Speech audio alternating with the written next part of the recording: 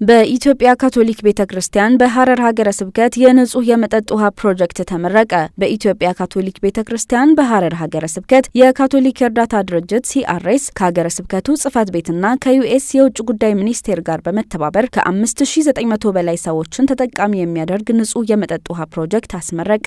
ደህንነቱ የተጠበቀና በሙሉ የፀሐይ ኃይል የሚሰራ ውሃ ማቅረብ የሚችል የበርከሌ የንጹህ መጠጥ ውሃ ፕሮጀክትን ሚያዝያ 19 ቀን 2018 ዓ.ም ማስመረቅ ችሏል። የካቶሊክ የእርዳታ ድርጅት CRS ከመሰረተ ልማት ስራዎች ባለፈ ጤናን ከማሻሻል በሴቶችና ህጻናት ላይ የሚደርሰውን ሸክም ከመቀነስ ድርቅን የመቋቋም አቅምን ከማጠንከር አኳያ በርካታ ስራዎችን እየሰራ እንደሚገኝ በምርቃት ስነ ስርዓቱ ላይ ተገልጿል። በምርቃት መርሃ ግብሩ ላይ የሐረር ሀገረ ስብከት ጳጳስ ብፁዕ አቡነ አንጀሎ፣ የዩኤስ ኤምባሲ ክቡር አምባሳደር ኤርቪን ጄ ማሲንጋ፣ ከፌዴራል እስከ ቀበሌ ድረስ ያሉ ከፍተኛ የመንግስት የስራ ኃላፊዎችና የማህበረሰብ ተወካዮች በተገኙበት ተከናውኗል።